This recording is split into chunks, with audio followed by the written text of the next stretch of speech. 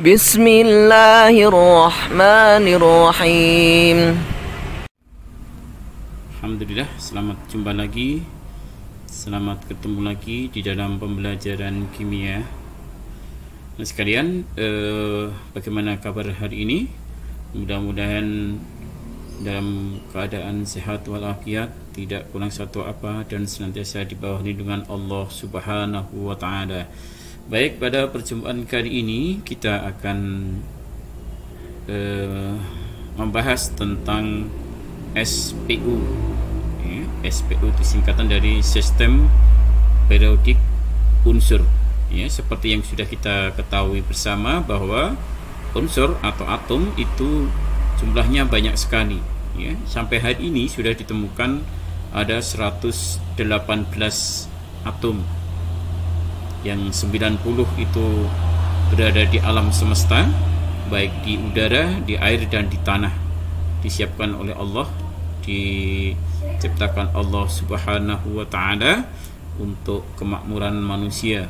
Kemudian ada 28 atom yang itu bersifat sintetis, hasil rekayasa manusia di laboratorium.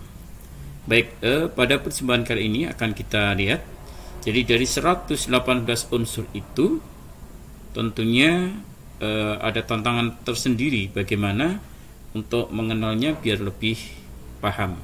Maka para ahli menyusun satu strategi, satu cara untuk memudahkan manusia mengenal 118 unsur itu.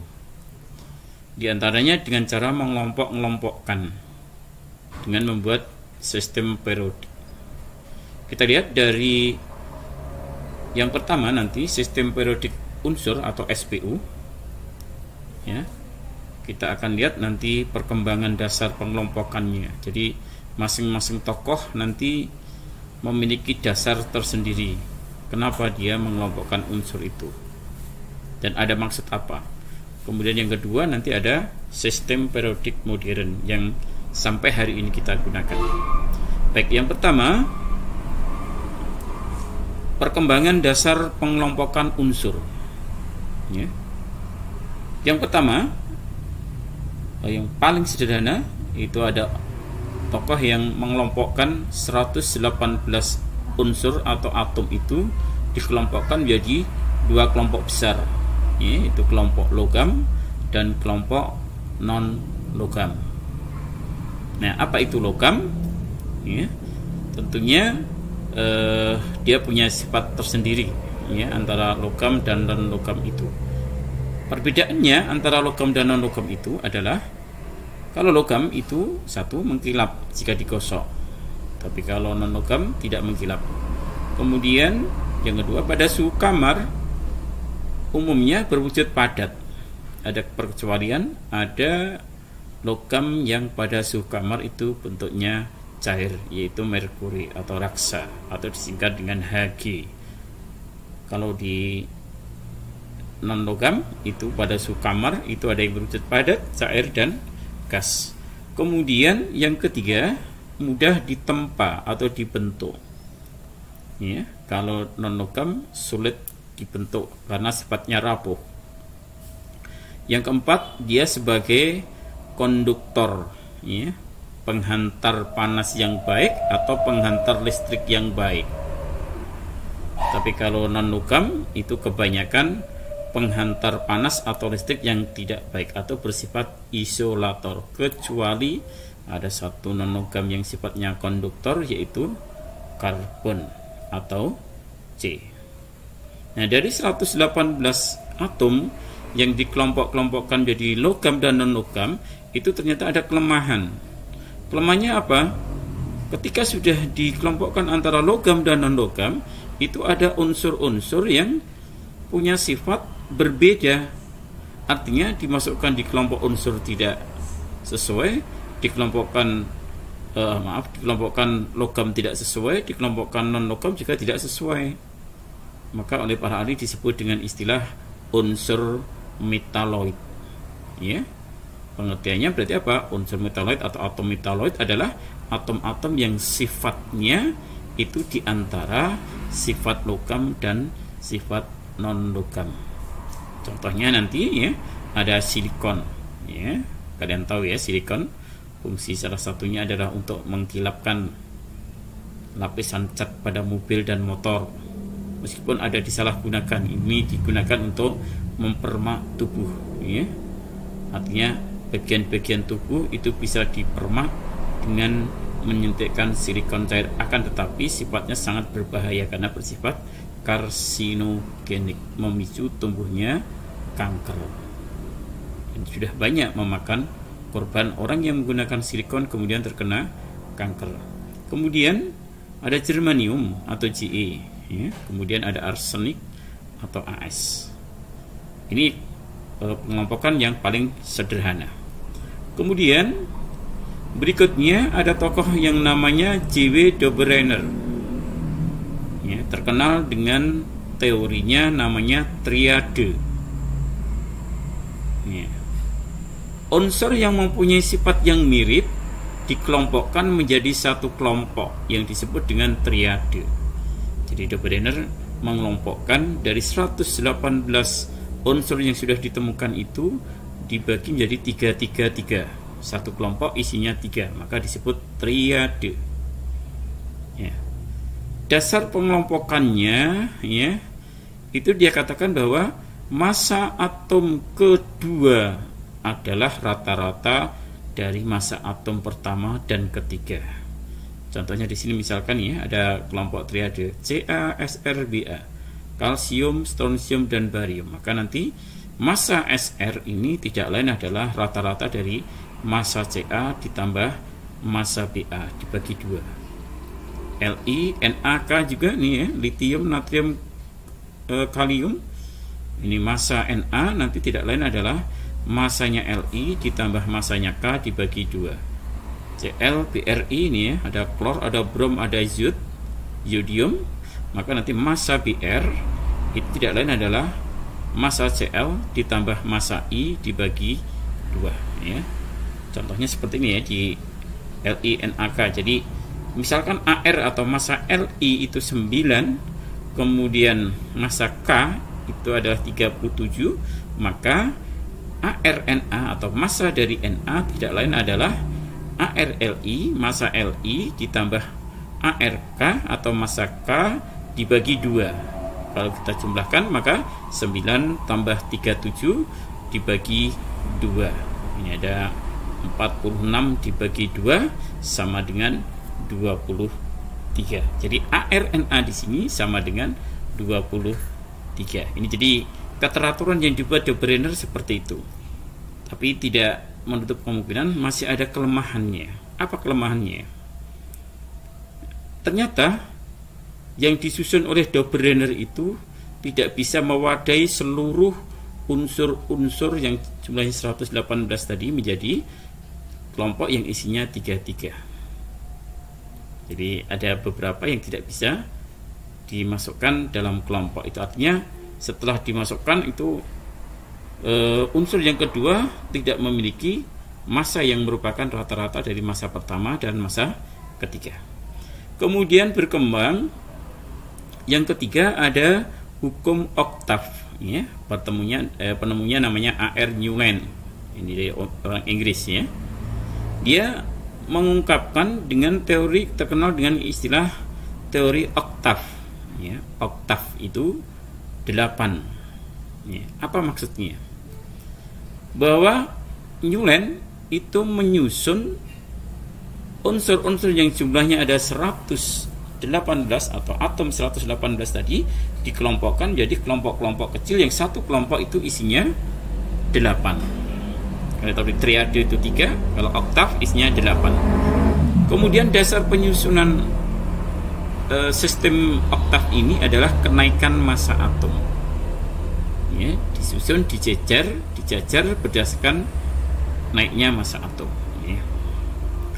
Kemudian dikatakan oleh oktav ya, atau diungkapkan dalam teori hukum oktav ini, jika unsur disusun berdasarkan kenaikan nomor massa atomnya, maka sifat unsur akan berulang dengan jarak 1 oktav.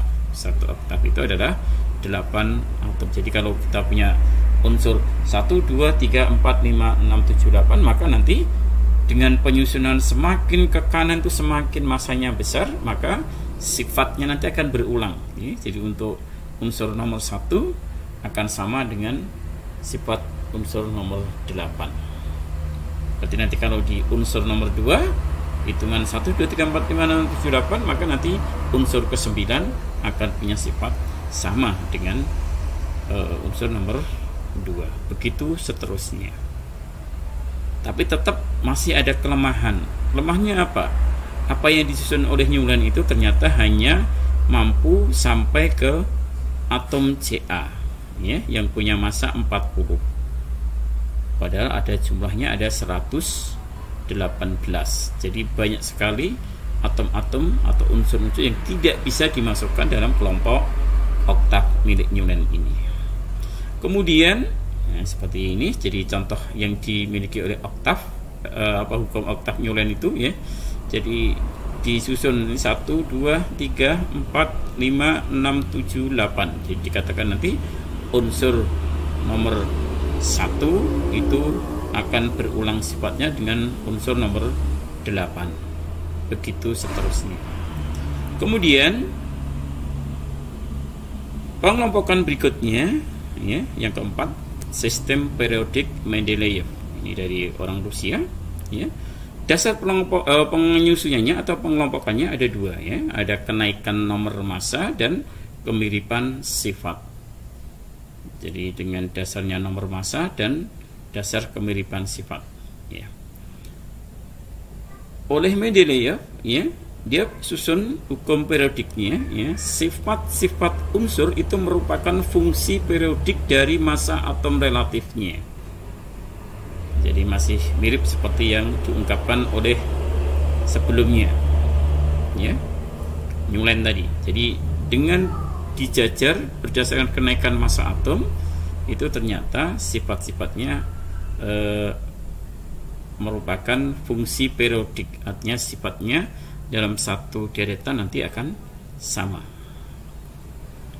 Nah, Mendeleev menyusun tabel itu terdiri dari 2 bagian, ya. Yang pertama namanya periode. Periode itu adalah lajur horizontal.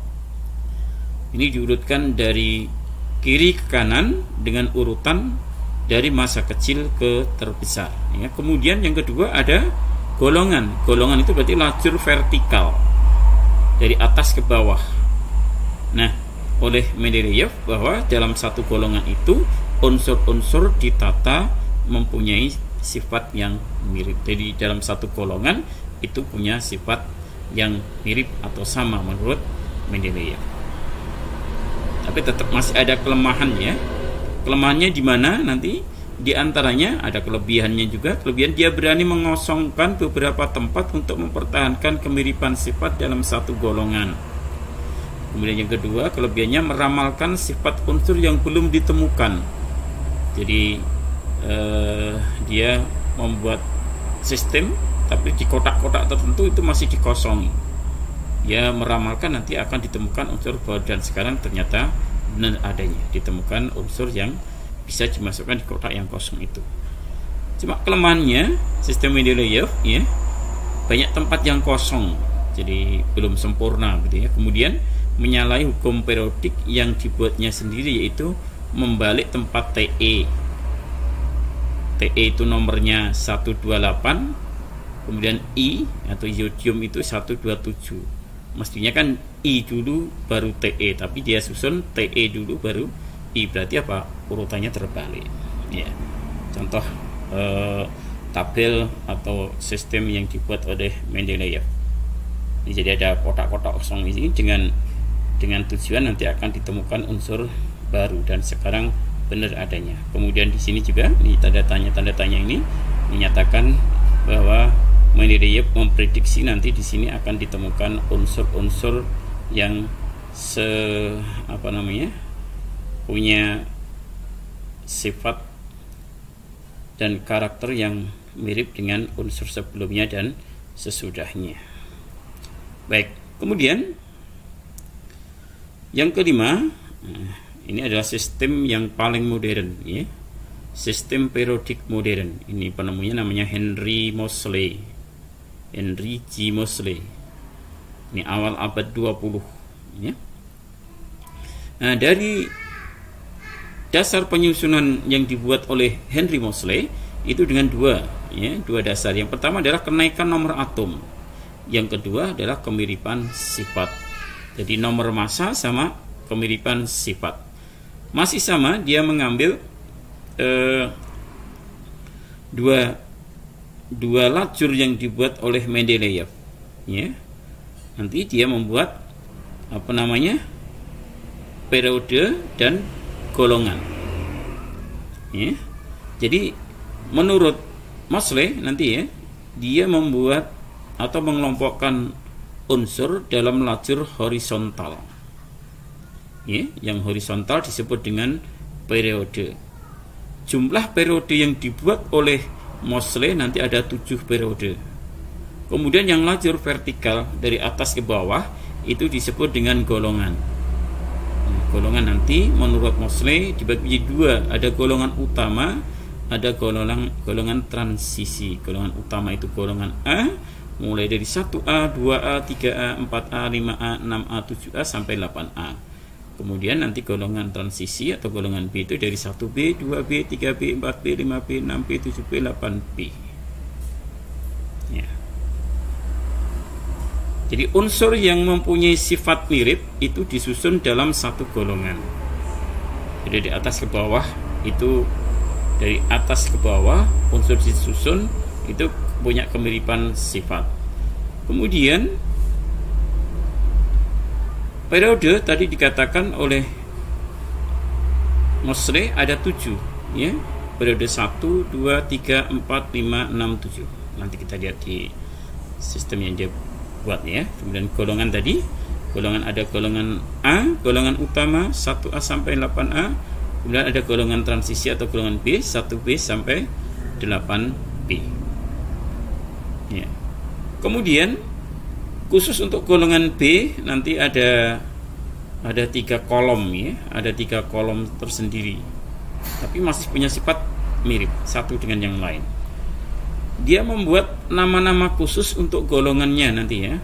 Golongan 1A nanti dinamakan dengan golongan alkali. Kemudian golongan 2A itu golongan logam alkali tanah. Golongan 7A itu namanya golongan halogen. Golongan 8A itu namanya golongan gas mulia. Kemudian nanti di bagian bawah ada kelompok tertentu itu disebut dengan unsur transisi dalam. Ya, ada golongan lantanida, ya, itu terletak antara atom punya nomor 57 sampai 70. Kemudian ada golongan aktinida, itu atom yang punya nomor 89 sampai 102, ya. Nah, secara sketsa sistem periodik yang dibuat oleh Moseley sudah sedemikian modernnya. Jadi 118 atom yang sudah ditemukan itu sudah bisa masuk semua di kotak-kotak ini. Ya, tadi dikatakan ada 7 periode. Periode 1 ini ya. Isinya hanya 1, 2. Kemudian periode 2 ini ya, membuja dari kiri ke kanan. 1, 2, 3, 4, 5, 6, 7, 8. Ada 8 atom. Kemudian periode ketiga juga demikian, ada 8 atom, ya. Kemudian periode 4 ada 18 atom, ini kalau kita hitung, ya. Kemudian ada periode 5 itu ada 18 atom juga, ya. Kemudian periode 6 ada 32, ya. Kemudian yang ini juga ada 32. Kalau dijumlah nanti semua ada 118 atom atau 118 unsur. Nah, untuk golongannya tadi 1A itu paling kiri ini, dari atas ke bawah. Tadi dasar penyusunannya adalah kemiripan sifat. Golongan 2A ini ya, dari atas ke bawah. Kemudian meloncat, ya ini. 3A ini ke bawah. Kemudian 4A, 5A, 6A, 7A, 8A. untuk golongan B, kalian perhatikan ini 1B, ini golongan 2B, baru ke kiri 3B, 4B, 5B, 6B, 7B.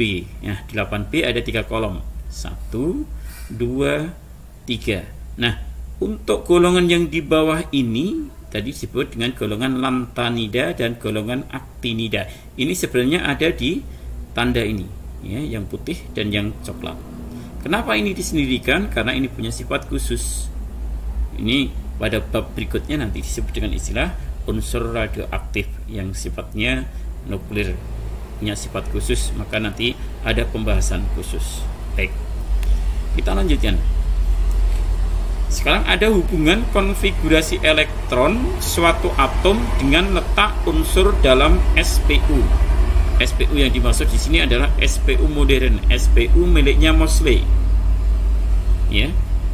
Di mana periode itu nanti bisa kita lihat dari nomor kulit terbesarnya dari konfigurasi elektron unsur tersebut.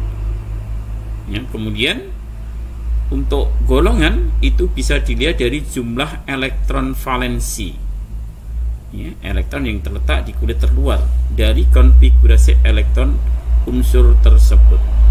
Nah, karena ada golongan A sama golongan B, kita bedakan sekarang. Bagaimana kita mencari untuk golongan utama atau golongan A? Ya, contoh misalkan gini. Tentukan letak golongan dan periode atom A dengan nomor 12. Jadi ini pakai inisial ya. A, nomor atomnya 12. Caranya yang pertama kita urai dulu konfigurasi elektronnya. Karena A nomor 12, maka konfigurasinya 1s2, 2s2, 2p6, 3s2. Nah, dari sini kelihatan bahwa elektron valensinya terletak di paling belakang ini, 3s2, berarti ada 2 di sini. Nah, tadi dikatakan bahwa golongan itu tidak lain ditunjukkan dari elektron valensinya, maka golongan A ini nanti terletak di golongan 2. Karena ini pembahasan di golongan A, maka golongannya 2A. Kemudian periode bisa dilihat dari ini, nomor subatom terakhir itu berakhir di nomor 3, maka periodenya 3. Dengan demikian disimpulkan bahwa A nomor 12 itu terletak di golongan 2A periode 3. Ya, dalam SPU-nya Moseley. Kemudian bagaimana untuk golongan B? Ingat, golongan B itu nanti punya konfigurasi terakhir pada di subkulit D. Sehingga nanti elektron valensinya itu dihitung dari elektron yang ada di kulit subkulit S dan subkulit D. Jadi berakhir di NS dan ND. N di sini adalah nomor sub atau nomor kulit, ya. Sehingga nanti kalau NS dan ND dijumlah, misalkan ya di situ S plus D-nya itu 1, berarti dia masuk di golongan 1B. Kalau dijumlah 2 berarti 2B, 3, 3B, 4, 4B, 5, 5B, 6, 6B, 7, 7B, 8, 8B. Nah, kalau dijumlah itu sama dengan 9, masih tetap 8B. 10 masih tetap 8B. Bagaimana kalau dijumlah jadi 11? 1 sama 10, ya. Maka dia golongannya adalah 1B. Kalau 12, maka golongannya 2B. Kalau 13, ya tidak mungkin. Karena apa? S itu maksimal 2, D maksimal 10 elektron, sehingga maksimal hanya 2 ditambah 10 berarti 12. Periodenya nanti tetap ada di nomor subkulit terbesarnya. Lebih jauh atau lebih jelas kita lihat contoh soalnya. Ya, tentukan letak golongan dan periode atom berikut dalam SPU. Yang pertama adalah Fe nomor atom 26 sama Zn, Fe itu besi ya, Zn itu seng. Nomor atomnya 30. Caranya, yang pertama lihat di Fe ya. Fe nomor 26 kita urai konfigurasinya, berarti 1s2, 2s2, 2p6, 3s2, 3p6, 4s2, 3d6. Nah, ini kan berakhir di NS sama ND tadi ya. Jadi S-nya 2, D-nya 6, sehingga jumlah elektron valensinya adalah 2 ditambah 6, berarti 8. Karena dia di golongan B, mengapa kita tahu ini golongan B? Karena berakhir di subkulit D, maka dia masuk di golongan 8D. Kemudian periodenya pada nomor kulit terbesar di sini adalah 4 ya. Maka nomor kulit terbesarnya adalah 4. Maka atau jadi atom Fe itu terletak di golongan 8B dan periode 4 pada SPU. Kemudian bagaimana kalau Zn30 ya? Konfigurasinya 1s2, 2s2, 2p6, 3s2, 3p6, 4s2, 3d10.